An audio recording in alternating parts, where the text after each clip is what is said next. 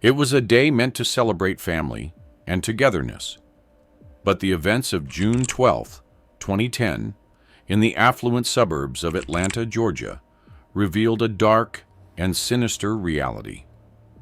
Beneath the facade of wealth and happiness, a wife's years of silence ended in an explosive confrontation that would shatter a family forever. What unfolded was a tale of betrayal, abuse, and justice that gripped a community and exposed the terrifying reality of domestic violence behind closed doors. The day was June 12, 2010, a day that would change everything for Grace Harrison. The morning sun cast a golden hue over the Harrison estate, a sprawling mansion perched on the outskirts of Atlanta. From the outside, it was the epitome of wealth and stability, a testament to David Harrison's success as a corporate lawyer. The air buzzed with preparations for the family reunion. Caterers hustled between the kitchen and the garden. Tables were adorned with fresh flowers, and the pool glistened in the early summer light. Guests were expected to arrive by noon, and everything had to be perfect. Grace Harrison had spent weeks planning this event, just as she had planned countless others. Her every move was calculated, driven by an unspoken pressure to present a flawless image of the Harrison family. She woke up early that day, her mind racing with a to-do list that seemed endless. As she dressed in a simple but elegant floral dress, her reflection in the mirror told a different story. Beneath the perfectly applied makeup were the faint traces of exhaustion and fear that no amount of powder could hide. Grace was 39 years old, a mother of two teenagers, Emily and Alex, who were the light of her life. She had given up her dreams of a career in interior design to support David's meteoric rise in the legal world. For years, she had believed in the dream they had built together: a loving family, financial security, and a bright future for their children. But the dream had soured. Behind the closed doors of their home, Grace lived a nightmare. David, at 42, was a man of contrasts. To the world, he was charming, generous, and successful. He was a frequent guest at charity galas, a sought-after speaker at legal conferences, and a beloved figure in their social circle. But at home, his true nature emerged. David was controlling, often exploding in fits of rage that left Grace walking on eggshells. The verbal assaults were frequent, but the physical abuse was sporadic, violent eruptions that would leave bruises she carefully hid from prying eyes. He wielded his wealth like a weapon, reminding Grace that she was nothing without him.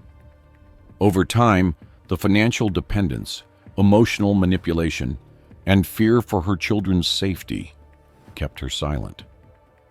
The guests began to arrive at 11:30 a.m., their laughter and greetings filling the estate with an air of celebration. Grace moved through the crowd, a forced smile on her face, as she welcomed family members, friends, and David's business associates. She exchanged pleasantries with people she hadn't seen in years, her voice steady, but her hands trembling ever so slightly.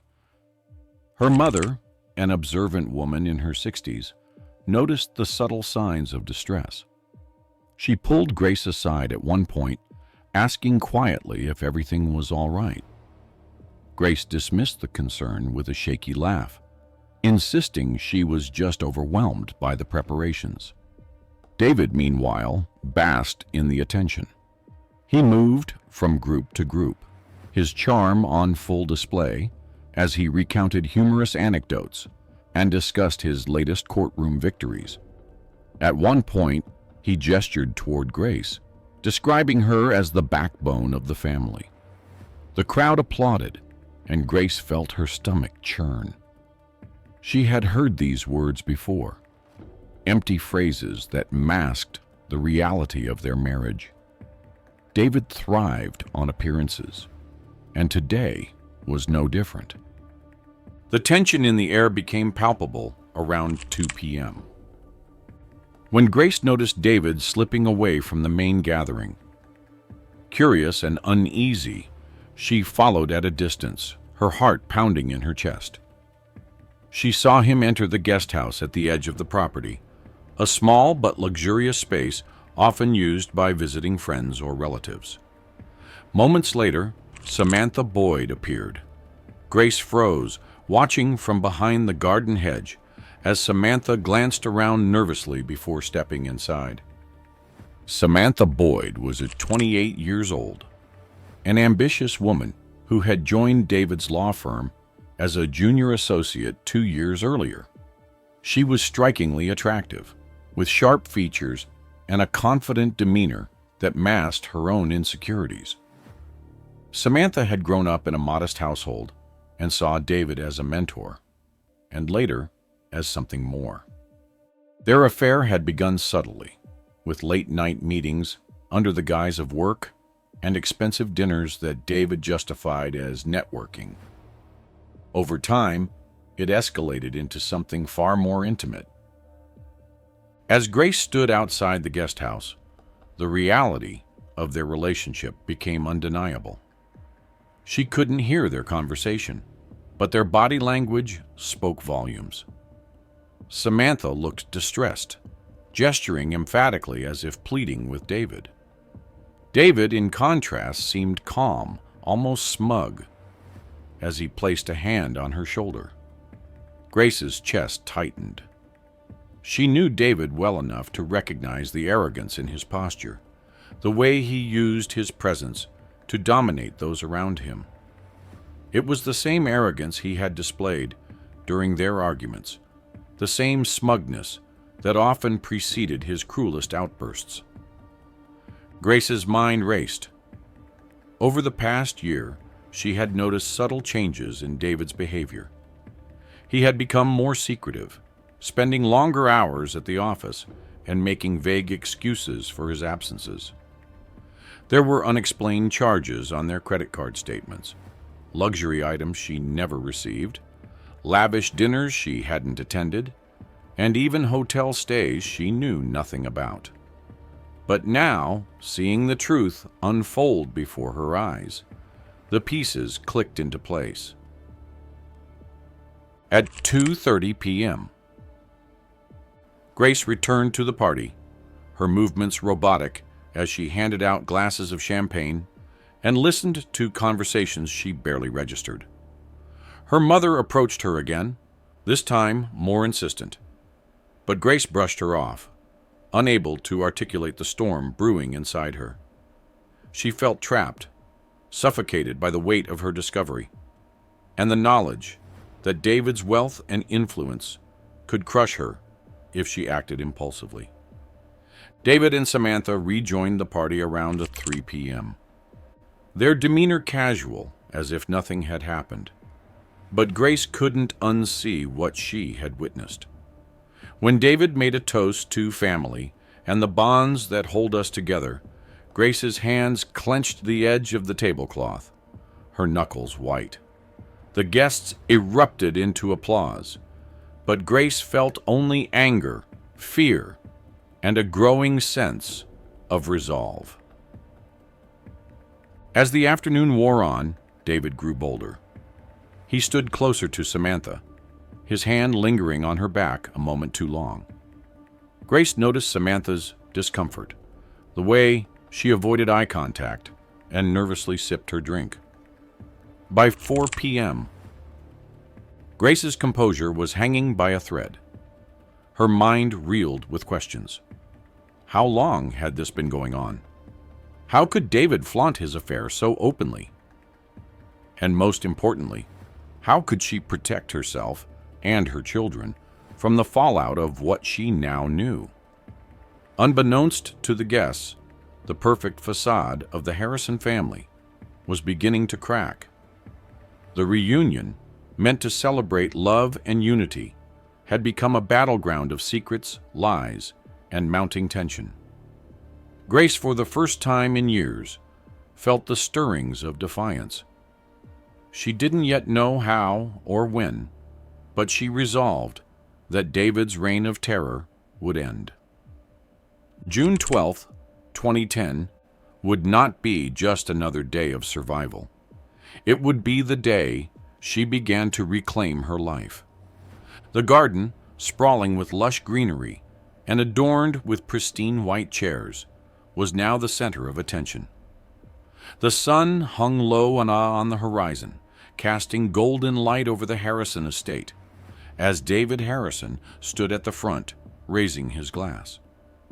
The guests, a mix of family, friends, and business associates, had gathered for what was intended to be a celebratory toast. The atmosphere buzzed with chatter and laughter, but behind the scenes, a storm had been brewing. Grace Harrison, standing near the back of the crowd, clutched a folder tightly to her chest. Her hands trembled, and her heart pounded so loudly she thought everyone could hear it. She had spent the past few hours in a whirlwind of emotions: anger, betrayal, fear, and a growing resolve to break free. Everything she had endured over the years had led to this moment. The realization of David's betrayal, coupled with the weight of his abuse, had become too much to bear. Grace felt the folder in her hands like a lifeline, a shield against the man who had controlled her for so long. As David began his toast, his voice carried with the same confidence and charm that had always masked his darker nature. He spoke of family, love, and the strength of their bond. The guests smiled and nodded, oblivious to the hypocrisy dripping from his every word. Grace could see the way Samantha Boyd, seated near the front, avoided eye contact with her. Samantha shifted uncomfortably in her chair, her face pale despite the warm evening air. Grace's resolve hardened. She could no longer let David's lies define her life. With every ounce of courage she could muster, she stepped forward. At first, her voice was weak, barely audible over the murmurs of the crowd. But as she began to speak, a hush fell over the gathering. Heads turned, eyes widened, and the air seemed to grow heavier with each passing second. Grace didn't look at David as she spoke. She couldn't bear to. Instead, she focused on the crowd, the very people who had admired David for his success and charm. She recounted the years of pain she had endured, the verbal lashings, the threats, the nights spent covering bruises and hiding her tears from Emily and Alex. The words came pouring out, raw and unfiltered, as if years of silence had burst a dam inside her. The guests were stunned, their faces a mixture of shock, disbelief, and sympathy. As she continued, Grace opened the folder and held up the evidence she had spent hours collecting. There were bank statements detailing extravagant purchases David had made for Samantha, jewelry, luxury trips, and even the lease for a high-end apartment in the city. Grace's hands shook as she showed them the proof of his infidelity, the undeniable betrayal that had shattered whatever remained of their marriage. The crowd gasped audibly when Grace turned and pointed towards Samantha. The young woman, who had been trying to sink into her seat unnoticed, froze. Her face turned red, and she fumbled with her purse as if searching for an escape. A few guests whispered furiously among themselves, their once respectful glances at Samantha now tinged with judgment and anger. One of David's cousins, a fiery woman who had always been protective of Grace, stepped forward, blocking Samantha's path as she tried to slip away. Others joined in, their voices rising as they demanded answers. The tension escalated when David, whose initial reaction had been one of stunned silence, snapped into action. He strode toward Grace with a fury she had seen many times before, his face a mask of barely contained rage. Grace felt her heart seize as he grabbed her arm, his grip tight and punishing. For a moment, the world seemed to stop, the weight of years of fear crashing down on her all at once. But then, something unexpected happened. Emily, who had been standing at the edge of the crowd, rushed forward. Her teenage voice, filled with both fear and defiance, cut through the chaos. She stood between her parents, her small frame trembling but determined. Guests moved quickly to intervene, pulling David away from Grace and creating a barrier between him and the rest of the family. David's mask of control shattered as he yelled at the crowd, his attempts to regain dominance falling flat against the collective outrage. By 8 p.m., the party was over. The once bustling garden was now eerily quiet, save for the whispers of guests as they hurriedly gathered their belongings and left. Grace stood on the veranda with Emily and Alex by her side. Emily clung to her mother, tears streaming down her face as she tried to comfort her. Alex, though silent, stood close, his presence a quiet but powerful show of support.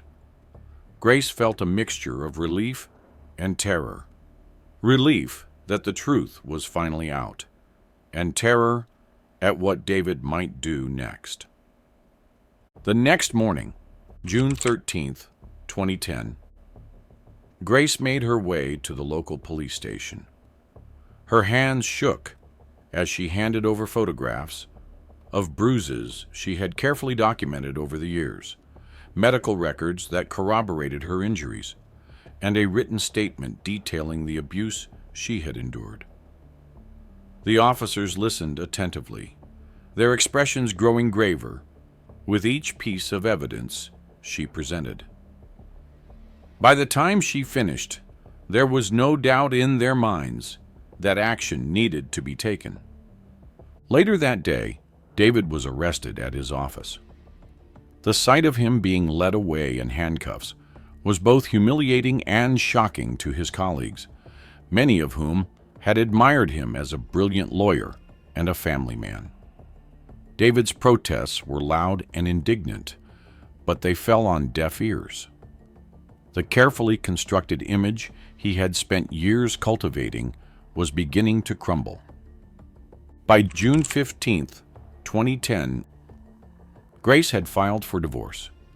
Her case became the talk of the town, with local newspapers covering the story extensively. David's wealth and influence, once a source of intimidation, were now a double-edged sword. His financial records were scrutinized, revealing not only his infidelity, but also his attempts to hide assets and manipulate Grace's access to their shared accounts. The fallout extended beyond the family. On June 20th, 2010, Samantha resigned from the law firm. The public scrutiny and harassment she faced were unbearable. She released a carefully worded statement claiming she had no knowledge of David's abusive behavior, but the evidence told a different story. Text messages between her and David revealed that she had been aware of Grace's suffering, but had chosen to look the other way. The once perfect image of the Harrison family was now irreparably shattered. Grace, though shaken, felt the stirrings of hope for the first time in years. She was no longer just surviving. She was beginning to take control of her life, one step at a time. The tension in the courtroom was suffocating as the trial began on July 10th, 2010. Grace Harrison sat at the plaintiff's table, her hands clasped tightly in her lap. She wore a simple black dress, her face pale but resolute. This was the moment she had been preparing for, the moment she would stand up to the man who had terrorized her for years. Sitting a few feet away was David Harrison, his face stoic but his jaw set in the rigid defiance of a man who refused to accept his downfall. His expensive suit and carefully groomed appearance seemed out of place in a setting where his darkest secrets were about to be laid bare. The courtroom was packed. Reporters, family members, and curious onlookers filled every seat. The story of the wealthy lawyer turned abuser had captivated the public, not just because of David's high status, but because of Grace's courage in exposing the truth. For many, Grace was a symbol of resilience. But for her, this trial was about more than justice. It was about reclaiming her life and ensuring the safety of her children.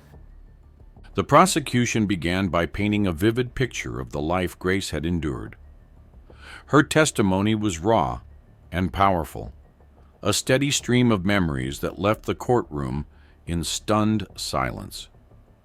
She described the years of fear, the nights spent trembling in locked bathrooms, and the constant threat that David's temper posed to her and their children.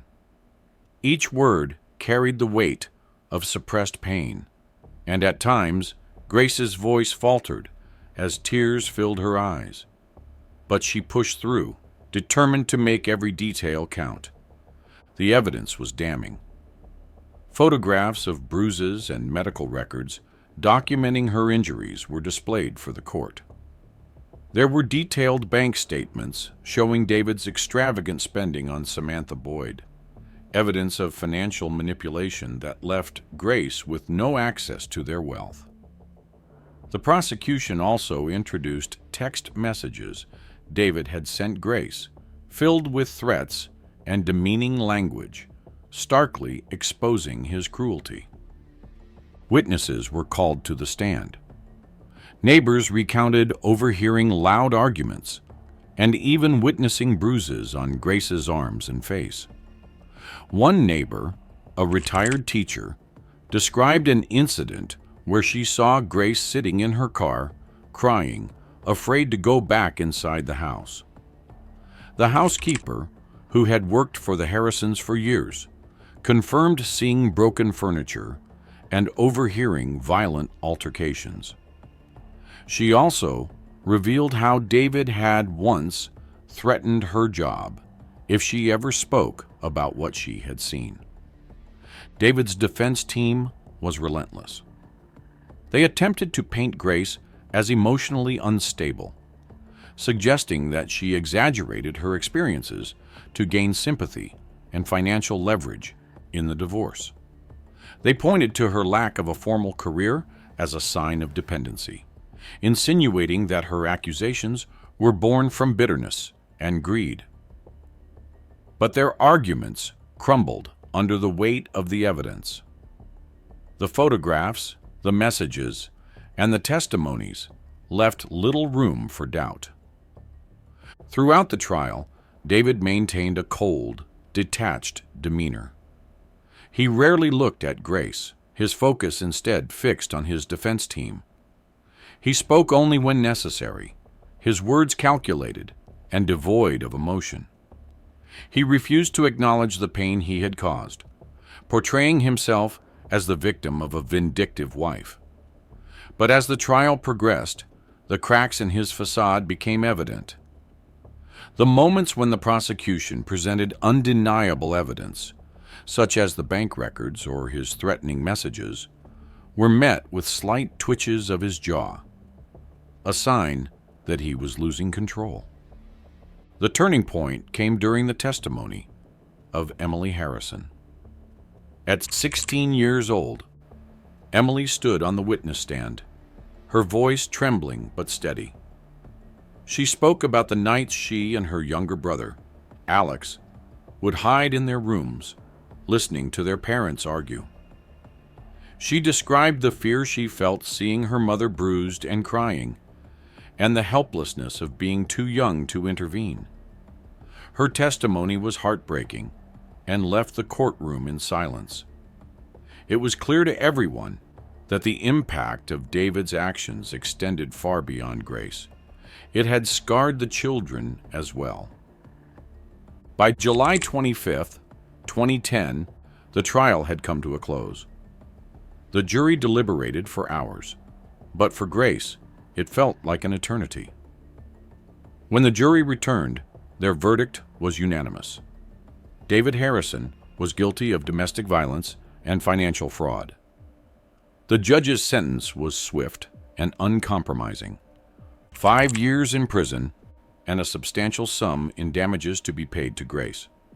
David's face, which had remained stoic throughout the trial, finally showed a flicker of emotion. A brief moment of disbelief, followed by anger. For Grace, the verdict was bittersweet. While the justice system had held David accountable, the scars of his abuse would remain with her and her children. But it was also a moment of liberation. She had stood up to the man who had controlled and terrorized her, and she had won. As she left the courtroom, holding Emily and Alex's hands, she felt a weight lift from her shoulders. For the first time in years, she felt free. In the weeks that followed, Grace began to rebuild her life. The court granted her full custody of the children and ownership of the family home. She used the damages awarded to her to start a foundation for domestic abuse survivors. The foundation, which she named Grace's Haven, became a sanctuary for women who, like her, had suffered in silence. Through her story, she empowered others to speak out, offering them hope and resources to escape abusive situations. The trial and its aftermath left a deep impact on everyone involved. David, now a disgraced lawyer, began his prison sentence, his once pristine reputation in ruins. Samantha Boyd faded from public view, her career and social standing destroyed by her involvement in the scandal. But for Grace, the future was finally bright. Though the journey had been harrowing, she had emerged stronger, determined to build a better life for herself and her children. This is a very exciting case, and we have a similar case to this. The case where a wife exposed her husband's affair with her boss at a family reunion, and it ends deadly. Make sure to check it out and like and subscribe so you don't miss out on our daily updates.